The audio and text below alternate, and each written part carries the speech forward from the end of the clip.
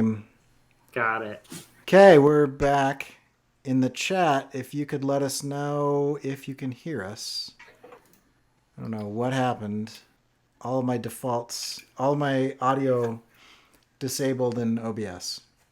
So I'm just going to see if... Do we even have anybody watching anymore? Let's go back here. I don't know, because there was a comment, and now that comment's gone, at least as far as what I'm looking at.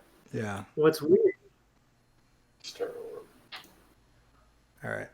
So Are we doing the countdown and stuff? Yeah, let's do the countdown real quick while we...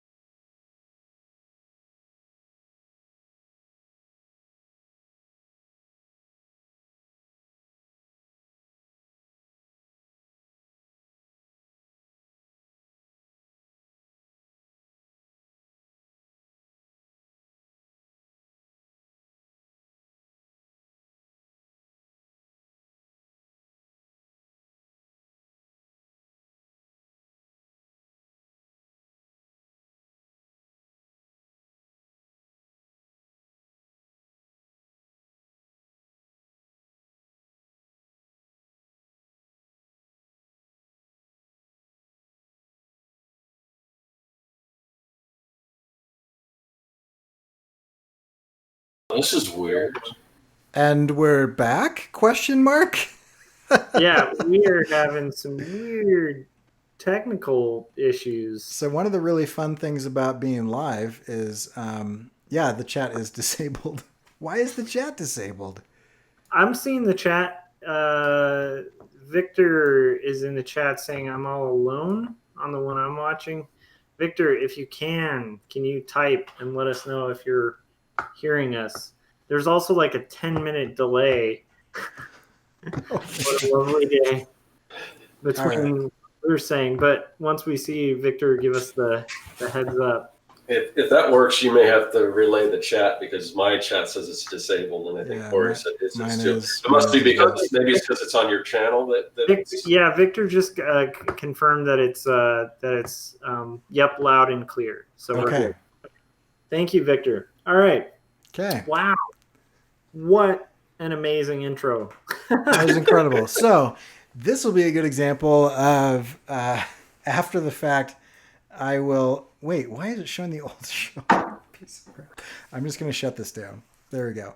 Okay. So Josh, you're in charge of telling us what's going on, because everything is weird. So since I think it's probably not going to include what we had before, so I'll just redo the intro. So this is episode 150 of 48-hour art check, which is kind of awesome that we got to 150, but we also got met with the 150 mute spell that Cory cast. That's my little Final Fantasy shout out there, because I'm still playing Final Fantasy 1 on my NES emulator, and that's a bad spell to cast when you're live streaming. But So we're joined by Scott of Serkworks, who's going to keep us anchored, as we explained prior to this, on a probably never to be seen.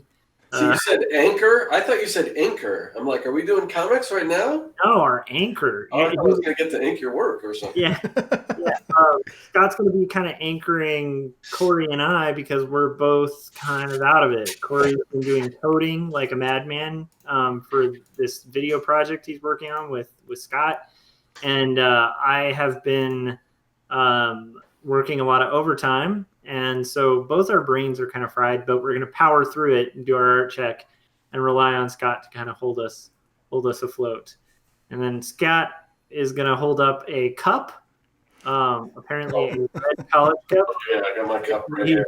Start being a little too much like a fez. So if you see like Scott with a fez-like college cup on his head, then you will know we are derailing. And we'll know it's time to turn the page.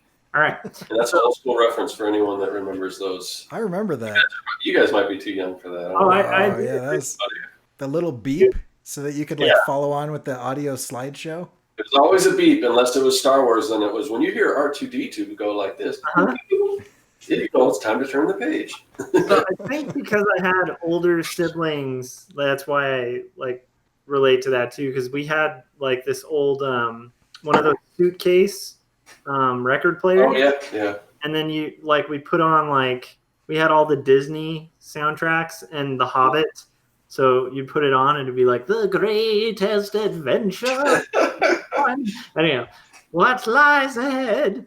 I had the scriptures that did that, and then I think in 4th grade I had sex ed that was like that. It was a literal slideshow, and I didn't go to 4th grade in 1952. I just think that they just never changed the curriculum. So, classic. Anyway, yeah. So fun. Okay. All right. Here we go. So yeah, let's do this real quick. Who wants to get started? I'm down. Let's do it. All right, Josh. What have you gotten done in the last little bit? All right. So I finished tight pencils for the next page of Quarterly Stories, and then I also managed to do the panel borders and the lettering,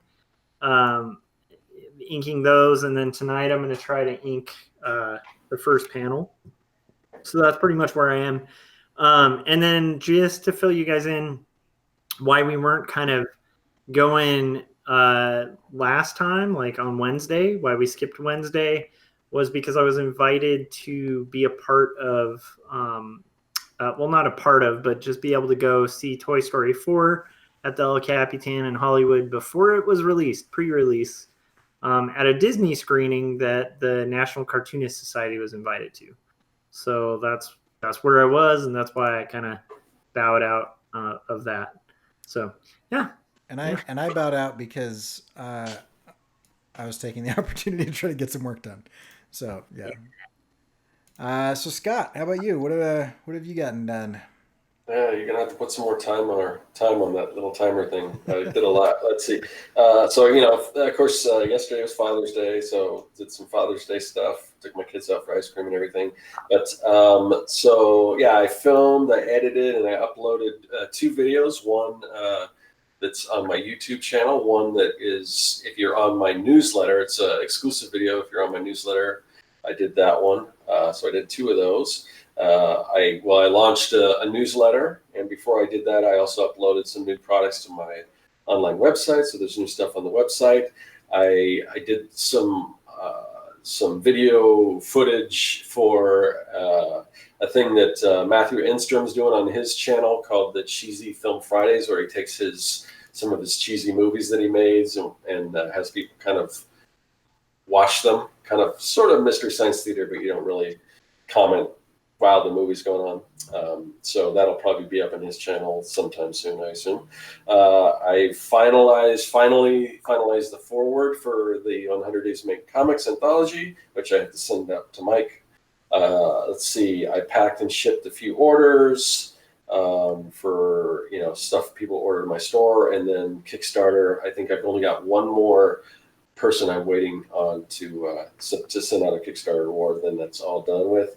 And then the boring stuff today, I did a bunch of tax stuff for quarterly estimated taxes, and also for the TPT tax for the show that I did, Phoenix Comic Fest or whatever they call it, Fan Fusion. So got all that out of the way. Did some freelance. And then I did a little work on sort of a secret project that I'm going to try to do for a video for the last day of the Kickstarter for Werewolves and Unicorns. So that's what I did. Nice. So you didn't really get much done then. That's unfortunate. Well, I didn't get a whole lot done last week, so I'm kind of trying to make up for lost time there. So. Oh man. I don't even know how to describe what I'm doing. So Scott hired me to animate a character that he was hired to design. And it doesn't look like much right now, but I'm trying to I want everybody to understand how complex this is, but I don't know if I'm going to be able to describe it. But basically, everything that is happening is in compositions that are nested inside of other compositions that are linked to controllers that are on the parent composition that are controlling things inside of the child and grandchild compositions. And then those are on sliders and joysticks to be able to like animate everything from like one screen rather than digging into everything. And a lot of it is really complicated. Like if you see like the ears, like they switch states when it goes in front of or behind things. That like tire patch is actually like mapped onto a 3D sphere that's spinning on 3 different axes. Anyway, like it'll look a lot better once it makes it. But if you watch like the eyes, but like when he looks up and looks to the right and looks to the left, those are actually not circles, they're ellipses in perspective, and so they change perspective as they rotate around the sphere of his head. But the complicated part about all of this is that this is all flat 2D animation, and I'm mimicking 3D animation. So it's just like the thing that is really challenging is I'm trying to make it simple, which is so hard to set up, and I'm hoping that it pays off. But like he has a bag that has newspapers in it, and then he's got the newspaper in his hand. So just like as an example of some of the simplicity that I'm trying to create, the paper is gonna like wiggle based on the speed of the tires, and so the faster he goes, the more the papers will wiggle. And so to get like there's 22 different layers that have to interact with each other to make that happen. And I think when it does, I'll be able to control all 22 of those layers with one slider. And so that's just an example of it. And then like parts of it just broke randomly, like about 2 hours ago, and so I haven't had time to fix those yet. But it'll look really cool when it works, and I'll have like this will technically be like the first fully puppeted thing I've animated where it's got like complete marionette puppet controls for every point of articulation. So anyway, That's cool. Yeah, just to kind of give people an idea. I mean, just when I was setting up the files, every single, I mean, you can't like, I did all these in Illustrator, and unfortunately to make it work, you can't put anything in folders. So every single color, every single line, every single shadow, all that is on a separate layer. And it was super confusing for me to create it. And then to hand it over to Cory, I don't know how he keeps track of all that stuff, but kudos. Yeah, like for example, this is something that I had to have Scott do, which was, I'm sure, super annoying. But like when you're illustrating something, you're like, oh, I'm going to put a shadow here, I'm going to put a highlight there, right? But when you're animating something, you have to see those shadows and highlights are going to move across the surface of something. And so actually every single one of those things that you see has a shadow state, a normal state, and a highlight state. And then so Scott had to do all of those, and then I masked out everything, and I'm animating the path of the mask as the head turns or as the fingers move or whatever, so that the shadows stay realistic. So yeah, and then poor Scott has to like make these ridiculous Illustrator files. Me, poor Cory. You're have like 60 layers in them. It's kind of crazy to like just to kind of let people know, like animation, like full out 3D whatever process is crazy time consuming. So like a good example is like the Thief and the Cobbler, which was like this tale that's become a legend in the animation industry. I'm forgetting the animator who worked on it. He was, I think, one of the 9 old men, and he might be second generation, but anyhow, I know he worked on he did the character animation for Roger Rabbit. But anyhow, so that guy spent I think it was like 20 to 40. I think it was 40 years on the Thief and the Cobbler, and got it semi-finished. Yeah. And that's like trying to do it yourself. Like, so animation is a crazy process, and doing indie animation where you're kind of the sole person, even limited animation, which this is way more intuitive than a lot of limited animation. It's just a crazy undertaking. So that's I think it's actually pretty impressive what you can pull off in such a short amount of time.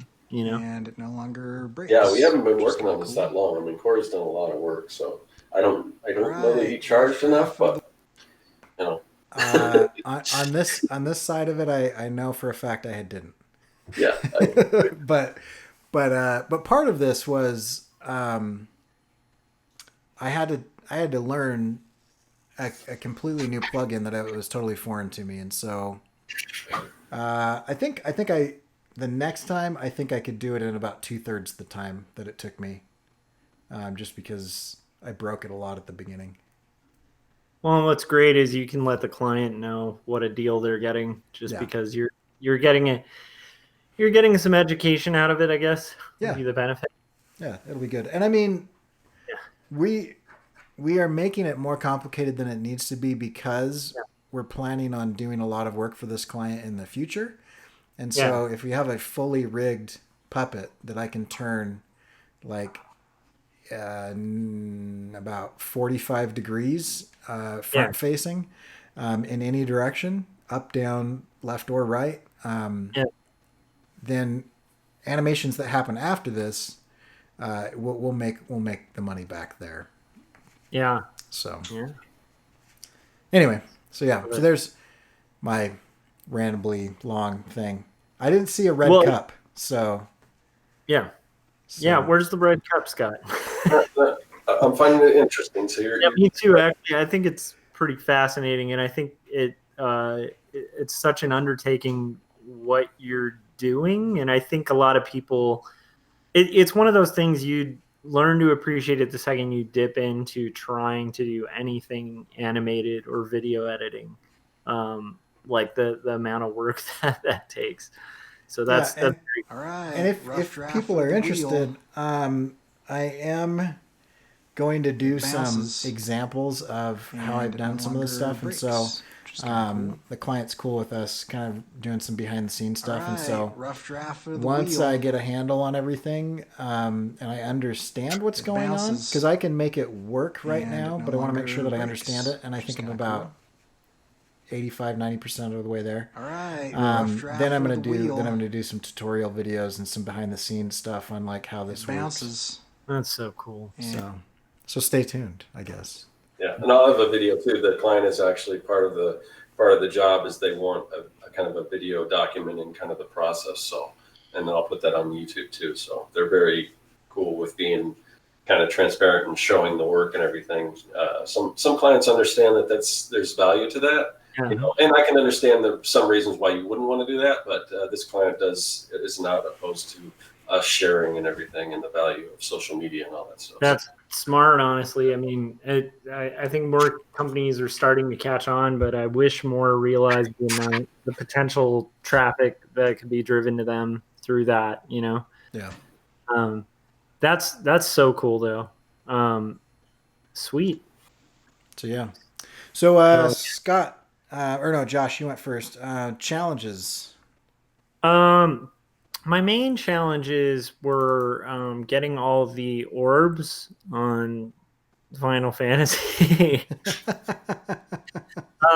That's been fun, but like kind of too much fun, and so I've had to it's kind of like going back in time to when I was in elementary school, having to have a timer on my gaming because it's super tempting to be like, but I almost have the fire sword. I need to get the fire sword.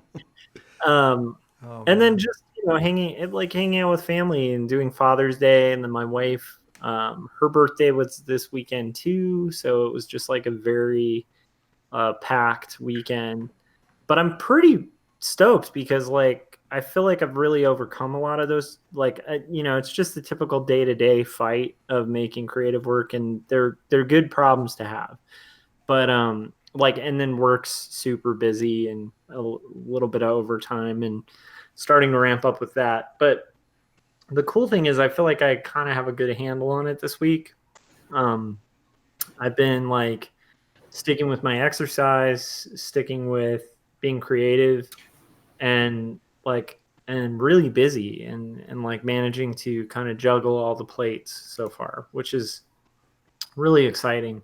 Although I still feel very annoyed because I'm not quite where I wanted to be on my book, but I'm like 4 pages or so away from finished. Right. So that's not bad, but it's just I do feel like I'm kind of, I don't know, in a groove or something. I don't know if that makes sense. Yeah. Yeah. Yeah. It'll be kind of interesting. Do you feel like you're slowing down a little bit at the end? No. I think it just feels slower because it's been years. Right. And so it just feels slower because it's like being at the very end, like at the finish line, and it's like just taking a little longer to get to the finish line than I thought. And it has been taking that much longer all along. It's just, it feels longer now because the end is in sight. And so it's like, it's kind of like if you look around and you're suddenly like, oh yeah, this is kind of a slow motion race.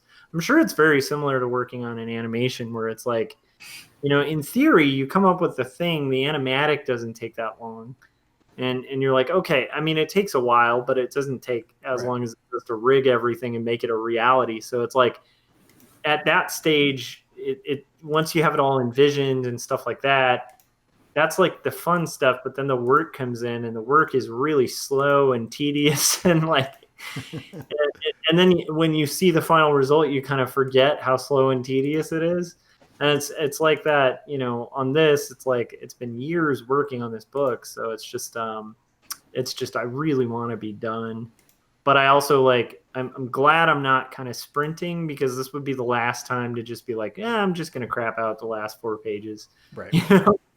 Which is tempting. That's a big temptation too, where it's like I'm tempted to like crap out the last 4 pages, but I'm not going to. I will put in the same amount of quality and time, even though I want to gun it, Right. Yeah. Totally. So Scott, how about you? Challenges? Yeah, I was reaching for the cup. So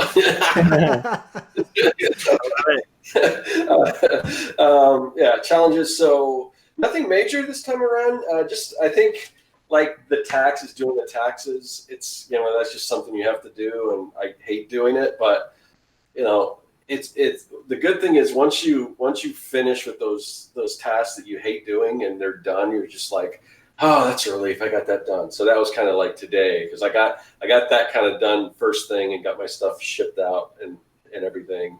And it was just such a relief after that was done. Like, anytime I try if I can to get the things I don't want to do out of the way. And plus they were due. I mean, I was down to the wire when that stuff was due.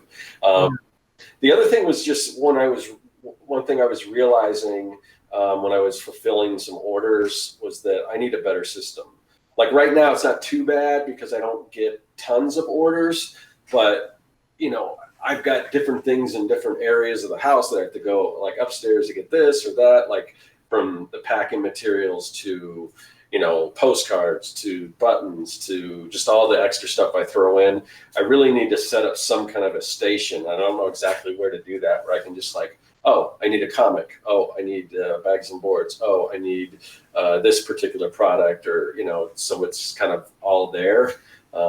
So I don't know. I got to figure out how to do that. It's not crucial right now, but hopefully, if things start getting better, or I'm selling a lot more products, I mean, I really need to streamline that, because otherwise it's going to take me way too long to start fulfilling orders and stuff. Yeah. Yeah. That's a good problem to have, though, right? I mean, if it's getting to a point where you're like, this has to get streamlined so I don't have delays in fulfilling orders, it's a good point to be. Yeah. Yeah.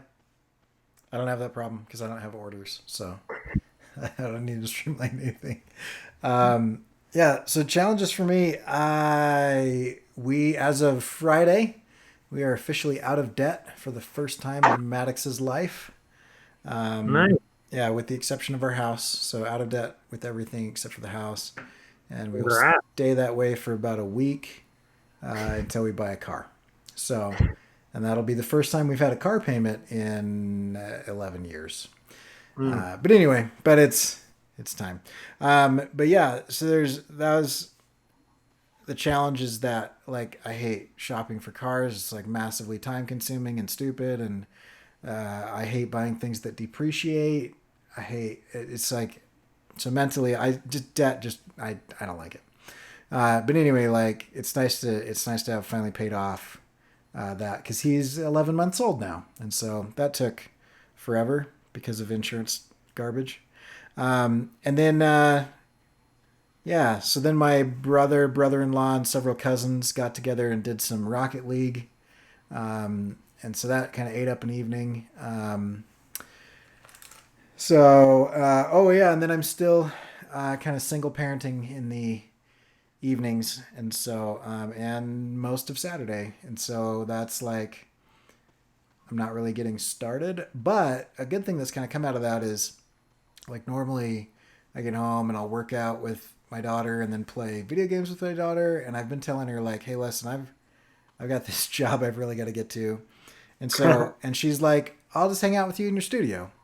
And so, like, the last 2 nights, I've been able to get started working earlier, and she's kind of gotten back into doing projects, which is kind of nice. So I've got her little workstation over there and mine over here. And so, anyway, the main thing is that I am not used to spending such a significant amount of time in such a far left type of thinking as far as, like, the complexities of the math that I'm doing and like the interdependencies of the variables in these equations and trying to keep everything straight. Kind of like Scott said, where I don't have any, I don't have any like, there's ways to, it's way more organized than it was, but at first it wasn't very organized. Anyway, so it's just like, you know, when you introduce a problem and then like you step away from that thing and your brain like still crunches on that problem. That's happening, except I should just open up my After Effects and just show everybody, but I have like, I don't even know. I think upwards of, you know, a dozen different compositions that each have like 30 to 60 layers apiece that are all like linked to each other inside of equations. And so if one changes, there's like a domino effect. So I've introduced not one problem, but I've introduced like whatever that is. I don't know, hundreds of different interdependencies. And so as I'm thinking, like I was driving the other day on my motorcycle, and instead of enjoying the ride, my brain was like, hey, if you used the rotation speed and divided it by, like 3, then you could use that as a variable inside of the wiggle expression to do the amplitude of your paper wiggling.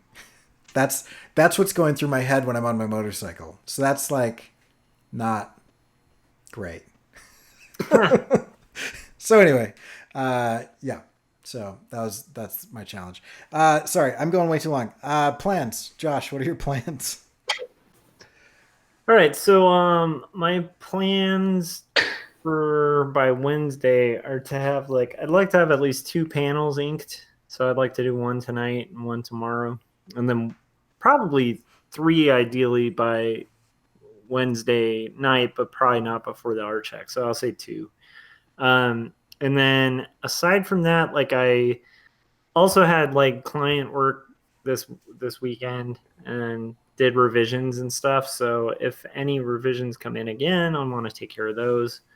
And then that's pretty much it, other than just surviving, art direction for a couple days. So those are kind of my goals. That's my plans. And then I also want to make sure I don't skimp out on, as cheesy as it is, part of what I've been trying to do this year is like more exercise, just because if I don't, I hurt. Like my shoulders hurt, my back hurts, and like I just sit all day. So I've been trying to really get in a routine so that I have more energy to work on art. And I want to make sure I'm consistent with that too, because anytime I take time off, that's when it really sucks to do exercise. So Yeah.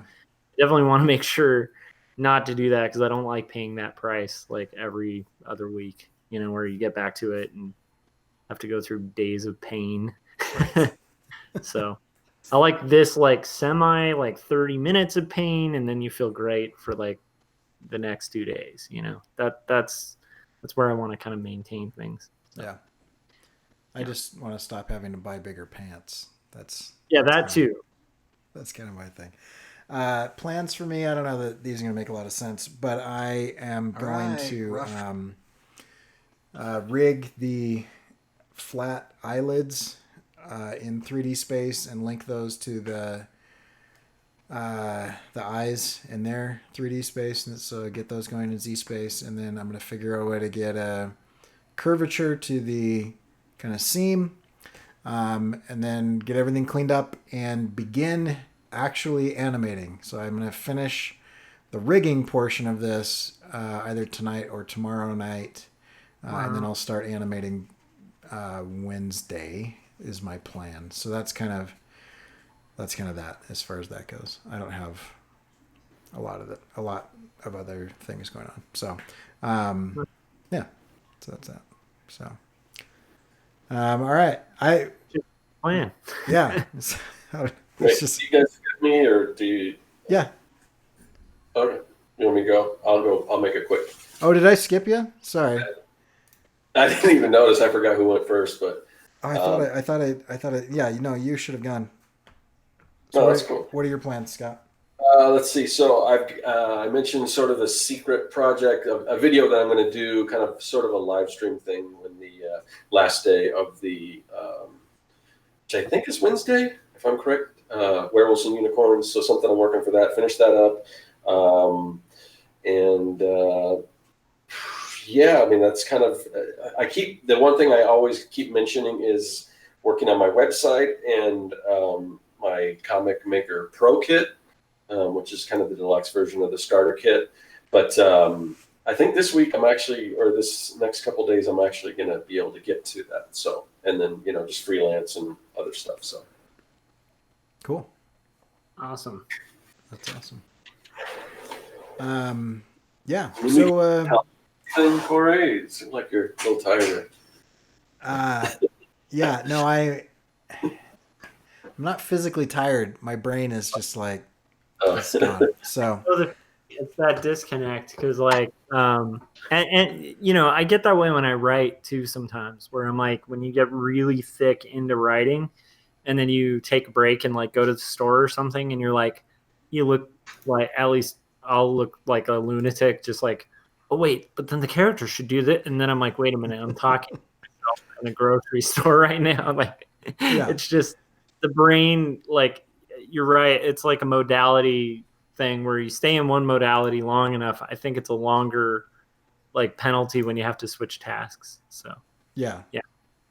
And then you get 10,000 fold, because there's like a billion levels and layers to what you're doing. It's just that math is hard. Yeah. Right.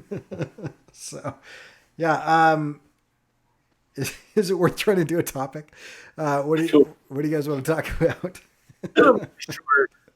Let's do a brief topic and try to kind of struggle through it. Maybe like a 5-minute or something. They said as the fates laughed. I don't think we've ever been brief in our lives, but I'm down for a brief topic. Should we? Hey, since it's 150, should we ask the chats if they've got any questions or comments or topics or? Yeah, we're on episode 50, and we're game to talk about whatever you guys want. So let us know in the chats if you've got anything. Any huge questions regarding like freelance or animation, or just whatever topic you'd kind of be interested in having us do. Yeah, and while we're waiting for that, I want to see if I can do this. I can. All right. So I just wanted to show this. So this is what all of this looks like. And so if you look at like this is this. And if I come over here and press this button, then you can see all of these things. And inside of each one of these things, there are different, so let me see. What would be a good example of that? I can control this. So I can like move this over and the tire turns. I can like move this up and it changes like the hand. And then like each one of those, there's like layers instead of layers. And so like here, like the hand will change. And anyway, so this is just like each one of these is a composition inside of a composition that has like all of these layers. And I don't know, I should count. I'm super curious. I should count the layers on this. Not right now live, but at some point, just so everybody can kind of see what's going on. Anyway, so that's kind of Unbelievable. kind of what I was talking about. And then each one of these is like hooked to other things, like inside of this. Like I'll put like the newspaper is a good example. Like I'll go in and like this is an expression. So this is code that generates like random numbers based on like frequency and amplitude.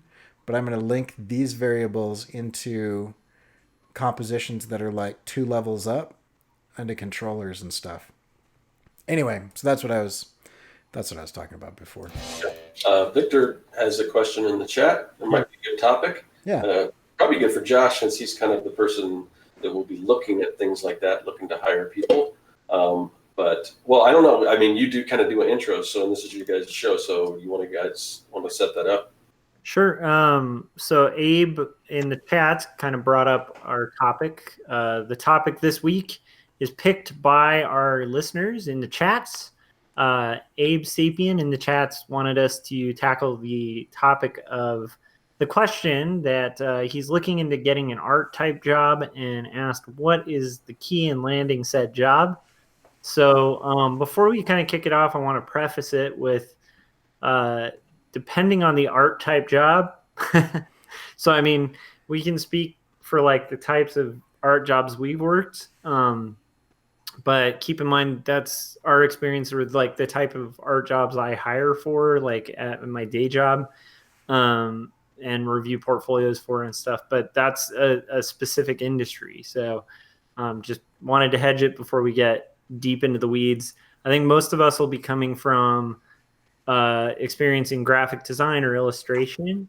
And then Cory can kind of also touch on, I think, a little bit of marketing and the more creative side of that as well, and a creative department there, which I would say like there's a real art to as well. And then Cory, of course, can also talk about the art stuff as well.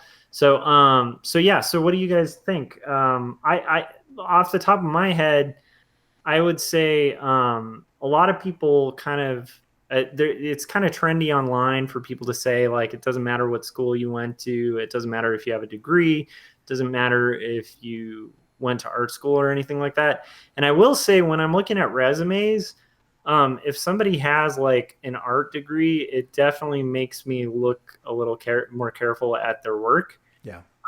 It doesn't mean like somebody with a awesome portfolio, like not everybody on my staff has a degree. So that's something to keep in mind too.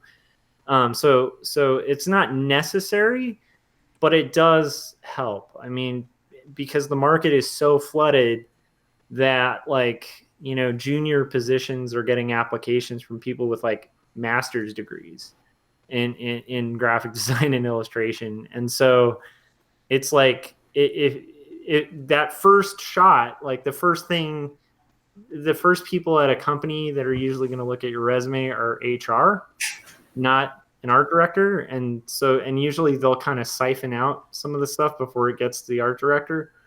And so one thing you want to keep in mind is like that degree can be part of the siphoning process. It doesn't mean it's necessary, because if you really, at the end of the day, the key thing is a strong portfolio, and an easy to access site that doesn't take 10 years to load. But yeah, I would say like having education or like vast experience are going to be like things that really help. Yeah, well, that might, I don't know in Abe's case if this is probably his first art job he's looking for, so that experience might not be the thing. I don't know what his background is. I would definitely say, portfolio trumps all. I mean, and so the problem is, how do you get your portfolio in front of people? Because most of the jobs that you're going to be applying for, and this is the part that if I was applying for a job just through some online method or something, Yeah. half the time they don't even give you a way to upload any samples. They want to look at which I think is totally ridiculous as far as for an art job. It's all they look at is, first you have to, get your resume. So somehow you've got to format your resume so it's attractive, even though it's like, it's just such a weird way to try to hire a creative, because the work is what's going to get you your job. And, again, Josh is in the position where he's somebody who hires artists, but I would say, and education, is great. And obviously, I do have some form of art education as well.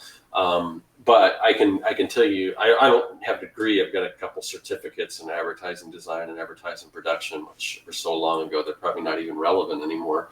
But I've worked at every job I've worked at. I've worked alongside people who've spent, close to hundreds of thousands of dollars on art education, and they didn't get paid any more than me. They didn't get I think the art education is great for learning, but there's other ways you can learn. But 100%. Yeah, but so the trick is you got to have a dynamite portfolio. And unfortunately, I think another big part of it really is who you know or connections that can get you in the door, because it is really hard to get past. I mean, these things that kind of scan resumes and do that, it doesn't make sense for creative positions. So you really need to try to make inroads. And I would say, a lot of places will post that, well, don't call us or don't send things or whatever. But if there's any way you can work the system or get around that, because what's the worst that can happen? I mean, they can't fire you. You don't have the job. So maybe Josh doesn't want to hear this, but as long as it's good enough, because you don't want to be bold and not have anything to back it up. So first you have to start. First you have to, get just a dynamite portfolio, something that's going to wow people. And if you're at that point, then I think you can afford to kind of be a little bold with it and try to get in front of people's face. But it really is connections and meeting people. I mean, I've been doing this long enough that I know a lot of people, so I can, if there's a job that opens up, a lot of times I'll I know a person, or I know a person who knows a person that works there. Yeah. And kind of make the call, because it's just the way people hire. And a lot of times it's just a formality that they have to post jobs, and they already know who they're going to hire, or they don't even use that. They kind of go through other routes to try to find people. So it really is, you're going to want to go to networking things within creatives if they're available. You want to just meet other creatives. You want to let other creatives know what you do. And actually, I know Abe is local here where I live in Phoenix or thereabouts, the surrounding areas. And there are things around here like Creative Connect, which is, I think he's a little further away, but usually central Phoenix, they have these kind of mixers that you can go to talk to other creatives and things like that. And just whatever you have to do, whether you join AIGA or whatever you can do. And I don't know what I've seen Abe's illustrations. I don't know if he has any kind of background in graphic design. I mean, an illustration job is really hard to come by. It is. So I don't know exactly what area. I know I'm talking a lot, but I'm wrapping it up right now. So I'll turn it back to Josh. Well, no, being willing to move actually is good too. Especially if you're looking for full-time illustration gig, because they're really few and far between. So if you're not looking to move, definitely learning or brushing up on graphic design. If you're hoping for an actual full-time art job that's in-house, every business I've heard of now, including Disney, who used to have really specialized positions, more and more they're really expecting people to pinch hit and kind of be able to do everything. And so like what Cory's constantly doing, where it's like animation and marketing and social media and illustration and design, it's like it doesn't hurt to have all those tools. The one thing I would say to totally agree with Scott is, while I was starting with like the education thing, I don't want to hinge everything on that, because like I said, that helps on the resume. That's like a first glance thing. And what Scott was describing is completely true, that it's run by algorithms. And unfortunately, like, the market is flooded. And so an art director at like a small company like the one I work for, when we have a hiring position open, I'm sifting through about 50 portfolios a day. And like, I don't have time to look at 50 portfolios. So I will start by just the first glance and look at their client list. And like Scott was just describing, first thing I look at is like, does the resume look cool? Because if it's somebody who didn't even design their resume, I'll also, like, I know this is weird, but sometimes I'll pay a little bit of attention to the spelling on the resume. Like, did they spell check their resume? Sometimes I think that's pretty important. Yeah, I mean, if they didn't spell check their resume, that actually shows me like, okay, well, they can't even spell check their own resume. So like, do I want that person on my team where they aren't going to spell check their art? Like, it's little things like that, attention to detail and stuff. But that's the blind approach. The most effective is literally knowing people and being cool where you work. So the second you land a job, be nice to everyone at that job. Like, don't kiss their butt or anything, but like, make sincere connections, be helpful to everyone. Because if you do that, the second you're gone from that job, those people are your lifeline. And like, those teams go elsewhere. Like Scott's described this, I've talked about it. It's like the creative industry is very fickle. And so like, especially in the LA area, like I have friends who've had like the sexiest jobs in the world. They've worked, they got like gigs doing like fun stuff, like working on Metalocalypse and stuff. And that's the coolest job. I mean, I can't imagine anything more fun than doing art for Metalocalypse or something like that. A small little indie animation company. But that's going to last you about a year, and then you're laid off, and then you have to go test at Nickelodeon. And if you were a jerk to everybody you were working with there, half those people are going to be working at Nickelodeon. And the second they're like, oh, I see on their resume they worked with you, what were they like to work with? That's the first thing I ask. Like, if there's one person on my staff who worked with a person on my staff before from a previous company, and when we were considering that person for an interview, you bet I asked them what were they like to work with. Are there any red flags? Is there anything I should know? You know what I mean? Because you don't want to like get in a situation where you're like hiring on like a toxic member to a team. Like, and that goes both ways, because I've applied to places that I've known people worked at, and I reached out to them, and then they said, "Yeah, you don't want to work there. They're not good." So, 100%, yeah, and that's a good thing too. Like, ask the people, because half the time you might like be dying to get a job, and you might be walking into the lion's den. So it's like it's a weird thing, but I would say like that's the most effective is networking, because like if I have a position open up and I have a friend who's out of work that I know can draw well and is reliable and professional, like they're the first person I'm going to turn to and offer. And that has nothing to do with like nepotism. It just has to do with like, I know how they work. I know they're reliable. I know they can do the job, and I know they're cool people. Yeah. And it's like, who doesn't want to work with people in that kind of scenario? So that's a huge one, but it is a tough thing. And it's a hard thing to answer, because I feel really fortunate to have what I have because of the market right now. It's like it seeing it on the other side, it is really humbling, and you realize like how fortunate like anybody in creative is to have a full-time thing, because it is few and far between positions, and like there's a ton of people who want to do it. Yeah.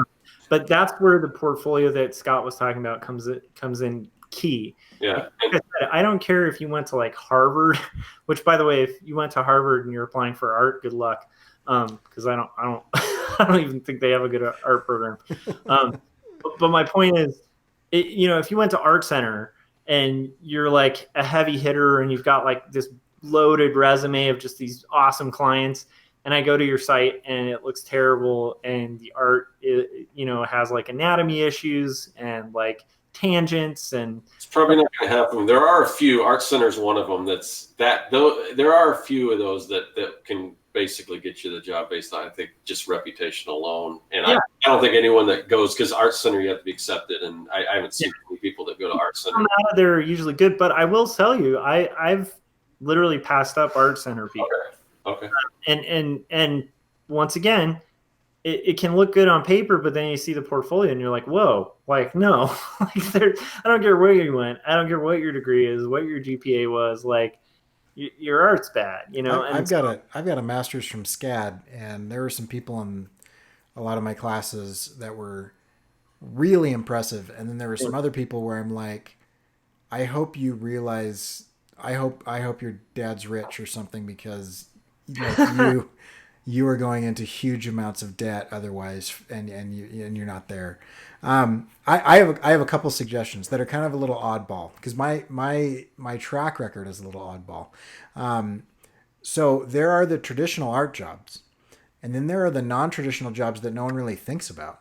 And I want you to think about in today's society, every company needs to communicate visually. Right. And so some of them are going to do that. Some of them are going to do that with stock and whatever else. Right. But in every company that has, more than 10 to 20 people that work for it, there's probably a media person or a group of media people that do kind of all of the stuff. And so there's I know people that they work like, I know a guy who he does graphic design and programming for a company that makes doors.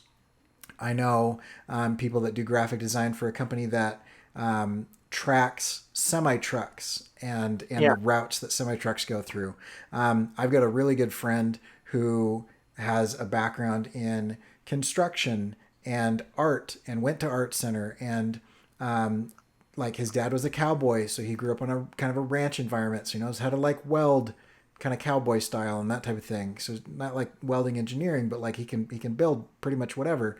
And he's like the guy that just makes stuff for this theater. So there's this theater that has like, they put on plays, 3 or 4 times a year, and he's the guy that's like, okay, during the show I'm going to run the sound and the lights, and then while everybody's practicing, I'm going to build the set and paint all the murals and do all the whatevers. I built my whole career in these little shops where I was like the go-to person, or my team were the go-to people to be able to do the stuff. And you would look at that stuff and where I worked, and one, you'll never have heard of them. And two, no one was impressed with my job. And 3, I was making the same money as people that I know that are working at DreamWorks and Pixar and whatever else, because it's just as valuable to a company that makes widgets that aren't impressive to your friends and family, that you can do graphic design and illustration and photography and video and whatever.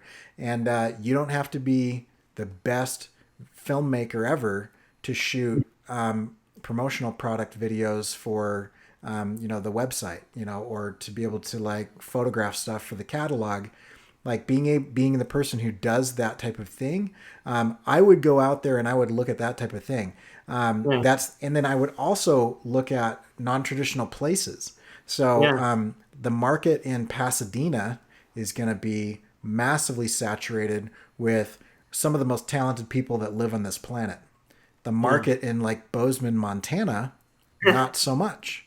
Right. And so I would also look at some less expensive places to live, because if you make $45,000 in Eastern Idaho, that's more money than making $150,000 in New York, and so there are those type of things. People will hire you based on two things, and Josh and Scott have both kind of touched on this, but they will hire you based on can you do the job well, and are you easy to work with.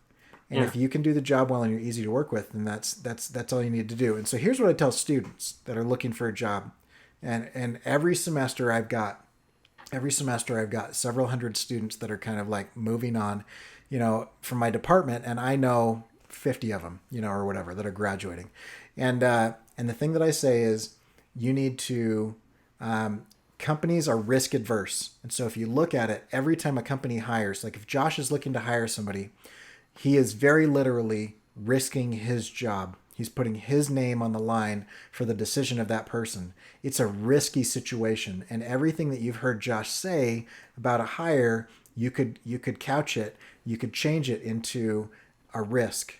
So he's mitigating risk. When I used to hire people, I needed to make sure that that was not going to be a mistake, because you spend political capital inside of a company when you make decisions, and if that pays off, then it pays back in dividends and you get more political capital. But if you like go to bat for somebody and they turn out to be the biggest crap, designer ever, or a huge jerk or whatever, then that's not just on them, that's also on you, because you made that call. So here's the thing. Yeah. If you look at what are the risks stopping people from hiring you, and then you just do what venture capitalists do, right? So if I'm a company, I'm a startup or whatever, one of the big risks is that I'm unknown, right? And so what do? You become known, right? One of the big risks is that, like I don't know where the direction is going or whatever. So what do? You come up with a vision statement and you do things to do that. So basically what you do as a person, think about what it is that's risky about you. Is it your portfolio? Then you need to spend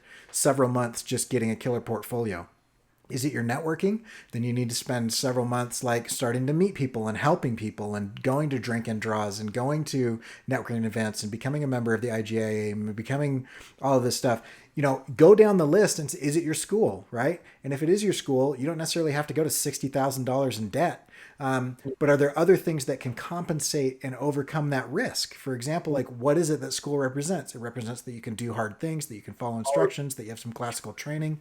Like go show that you can do and have those things, and you can do that stuff for free on your own, right? And Scott is a great example of that. Like I don't think my master's like trumps Scott's experience at all. Like Scott shows up with his portfolio, and it's like that eliminates all of the risks that you can just look at it and you can see the depth of it, and you can say that eliminates all the risks that somebody might have with somebody who doesn't have a degree or whatever. And so each of us has different risks, so do it real good. If you've ever heard of like SWOT analysis, strengths, weaknesses, opportunities, and threats, do a SWOT analysis on yourself. Where are you strong? Where are you weak? Where are the opportunities that you can turn weak things into strong things? And where are the threats, or otherwise, where are the risks? And if you can start to move into those strength and opportunity categories and away from those weaknesses and threat categories, you're just going to continue to incrementally increase your chance of landing a job. 100%. And also, just to tack onto that, what Scott was saying earlier too, I wanted to highlight that, because he was talking about, and I think he even joked like, Josh may not want you to hear this, but they may say not to contact them, but contact them. Dude, I cannot say how much follow through says in a hiring situation. So like, if you just go on like ZipRecruiter and send out your portfolio through there, and your resume, and you just blindly cross your fingers, and you do like a generic cover letter where you just plug in the name of the company, right? You are joining the league of everybody else. But if you send a postcard that's like, hey, following up, like you follow up, you follow through, you like not only signal to, because you're signaling to a lot of people in a hiring process at any large organization, mid to large, which are generally going to be the people who pay a little better. Although I do think a lot of the time the small companies like can be surprising with that. So like keep that in mind too. But if you're doing mid to large, keep in mind like you're going through the process of like if you are applying to an art director, there's usually a boss above them, right, who needs to approve any hiring decisions. There's also usually HR as like a filter also between you and them and between them and their boss, right? And that HR is equally important in the hiring process. So doing follow-ups is like candy to an HR representative. They're like, this person really wants the job. Yeah. And all HR is concerned about, like when it comes to creative most of the time, has nothing to do with portfolio, has everything to do with, are you going to be a nightmare to work with? Are you going to create liability? Yeah. Right. Right. So follow through and following up shows, like, once again, like capping onto what Cory was saying, it mitigates the risk of somebody's going to drop the ball and not follow through and doesn't really want the job and is going to leave the second they get a better offer. Like that's a big fear too. That's the overqualified thing. That's the conundrum I always end up in. Like at the point I'm at in my career, I think where Scott's at in his career, that's probably the big thing we're going to hit is like, people who are like, well, you've worked for like this long, like what's to stop you from just taking a better gig when you get it? Yeah. And it's a fair worry, like, because we're experienced. And so like, why wouldn't we take the better off? It is like it's a weird situation to be in. But like I said, it's all about mitigating risk, and showing follow through also can mitigate that risk. The idea of somebody being like, well, maybe they'll take this gig and then go on to the next. Well, if you're sending a postcard, if you're like, you've done your research on the company, you show that you have a little bit of interest in it, at least to the point, I'm not saying like you need to like know everything about it. You'd be surprised how little people do that. So that's it's just doing a little more than just clicking on an algorithm. Because here's the thing, why the whole thing started with like Monster, right? Why do people use Monster? Because it's a convenient way to like do a scatter shot. The downside of a scatter shot is you don't hit targets as often as if you see a target, you aim and you just shoot with one bullet. You're going to have a much better likelihood of hitting that target than just a random scatter shot. And so too for the person applying for jobs. Yeah. I assume that's what you're getting at. So I want to talk about that just for a couple seconds here.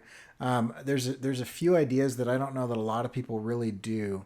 Networking is different than a lot of people think. Networking is who you help.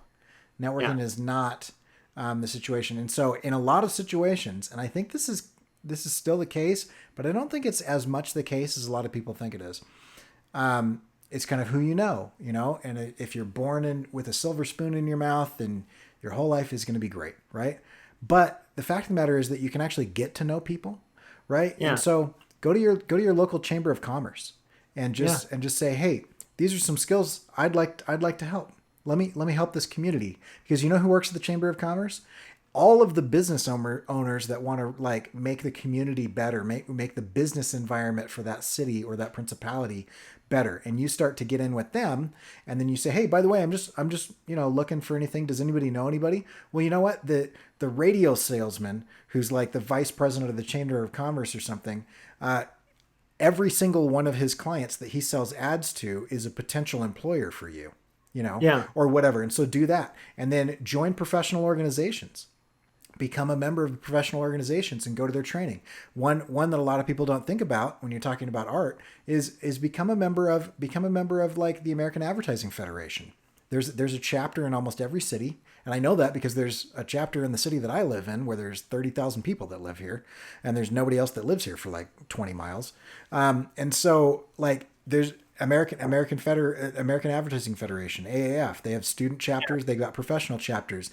And usually things like that, organizations like that, the graphic design, AGA, the children's book illustration one, Squibby or whatever those are, every single one of those, they have get-togethers. They get together at the library once a month. They the one here, they get together at like a different diner, and they have some burgers, and they have a speaker, and everybody's there, and you can get on the board, and you can say, hey, I just want to help out. Let me know. I'll design all your emails, right?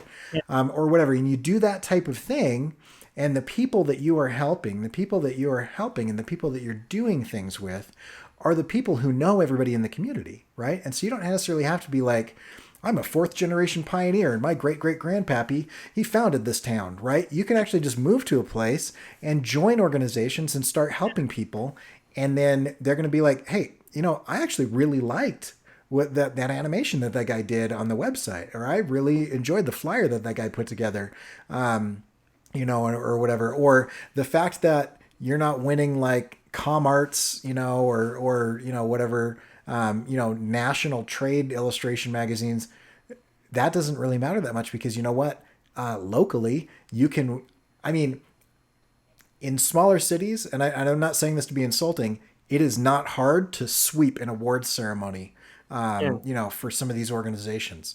Like I showed up as a nobody, and I took home all this glass, and everybody was like, who is that guy? And then all of a sudden I started to get to know everybody, because I was the guy that did that dimensional mailer. I was the guy that did that animation. I was the guy that did that short film. I was the guy that did that thing. And it's like, he did all of those things. And it's like, because I happened to be like the media guy at that unknown B2B company that nobody has any idea what they do, but they employ 53 people, or whatever. And so like kind of doing that and networking, is kind of how you get to that. So it's one of those things where it's like, that thing that it's who is true. But it's not a fixed position. And I think a lot of people feel like, well, I don't know the right people. And that is the end of that sentence. And it's like, no, it should be, I don't know the right people, comma, so I'm going to do the following things. Yeah. And when you're engaging in that too with other artists, like one of the best ways to do that is just sincerely show interest in other artists. I have a friend who does single panel comics, and in that world, like being in the New Yorker is the top of the game. Like it's close to impossible to get into. And that friend was in the NCS, dreamed of being in the New Yorker, but didn't befriend everybody in the NCS who was in the New Yorker because he wanted to be in the New Yorker. He just sincerely admired their work and liked hanging out with them. Right. But by doing that, they gave him some tips. And half a year later, he got in the New Yorker, and he's now a New Yorker cartoonist. Like he's continually in the New Yorker. So he had applied and submitted to the New Yorker before and just gotten rejection. Magically gets in the New Yorker. He didn't get in the New Yorker because they handed him the way. He got in the New Yorker because he talked to people who did it, who gave him some tips because they know, because they've done it. So that's like, there's a huge advantage to not only networking, but also being a sponge, and not a transparent sponge, like where you're just like, hey, give me your work and your clients. Cause then that's bad networking. People will be like, don't hang out with that guy. Like all he wants is hookups, Yeah. And I can say that cause I've been that guy. Like, I know what it's like when you get out of college and you're hungry. And I know what it's like if you like lose a job and you're hungry, like you need that work. And so you're like, I need connections so I can get that work. But you got to kind of quell that and just kind of enjoy people. And like Cory was saying, be helpful, like offer to help out, offer to like, assist, offer to pinch hit. Some of my earliest illustration work was like one of my teachers got overloaded with a bunch of coloring book illustrations. Really good friend of mine now. But at the time, just a teacher who listened to music I liked, and we talked about punk rock, and we were friends. And he got overloaded with work, and he had me ghost and just do ghost illustrations, because he's like, dude, I don't know how I'm going to get these done. And I was like, dude, I'll take them. And he was like, yeah, okay, I can kick you this much. And I'm like, okay, great. Like, that works. And I knocked it out, and then he threw me more work. And through that, I learned more about digital coloring too, because some of it was like shadow work for like bongo stuff. And like that didn't happen because like that's a sincere friend of mine. And half of it, a good example too, Scott and Cory are collaborating on a job, right? And how that happened was Cory has like this amazing skill and at animation in After Effects. And so like, because we're friends, like anytime I'm in a position where I'm going to need somebody with that skill set, why would I look? Like, I'm not going to look anywhere else. I'd just be like, oh, dude, Cory can do that. Like there's no way I'm going to like look at anyone else before Cory, because Cory's a friend and he can do it really well. But why? Now, Well, why do you guys know that I can do that? because you've done it, like and part of it's but just working on your own personal projects and then being in a like a hangout situation, like, you know what I mean? So that's how you network. Yeah, to tack onto that, I think this is super important. People that are trying to get work feel like money validates their experience, and it doesn't. Money doesn't validate your experience. The work that you create and the time period that you create it and the quality that it's created at and the message that it sends validates your experience. And so if you want to do a certain type of work, then you take on, you create personal projects and take yourself on as a client, make that work and share it publicly. I mean, literally one of the reasons that I did the animation and the video for the Kickstarter project for the anthology was because I wanted a live action animation mix in my portfolio to be able to show, like, here's something that I can do. I can do raster illustration, vector illustration, raster and vector animation in a live action setting. That was something I specifically set out to do because I could have done that any number of ways. And you know how much I got paid for that? Nothing. And it took me a while and it was super hard. Share that publicly and now people are like, oh yeah, I know a dude who does that. But if I just either never did it and I was like, oh, I just can't get a client that wants to pay me to animate or whatever, then, you know, I'm never going to do it. The other thing is sharing it publicly and tagging people and use like geolocation tags, right? Like get on Instagram and do incredible work and then use the geolocation of the city that you're in to show off the incredible work that you're doing. And then people that are like kind of scanning through, they'll be like, oh, they're in my town. They live they live here. This is great. I'm going to figure out how to get a hold of them. Yeah. And to answer, I mean, Josh's question, why, you know, I reached out to Cory first was exactly one of the things was that video that you did for the Kickstarter, because it was so involved and there's so many aspects of it. I knew that you could do it. Plus the intro to this show. If you're not on the podcast, but if you've ever seen the intro to this show, the little bugs that come in, all this stuff that Cory's done, I just knew for a fact that he could do it. And I know just because he's a friend and because I've talked with him, because I've actually not really professionally worked with him, but just like on our trips to, like when we went to Creative South, I know just the back and forth, him helping come up with ideas and things and us kicking around ideas. I just knew that he was going to be the perfect person for this project. I mean, there was no other person I would even consider.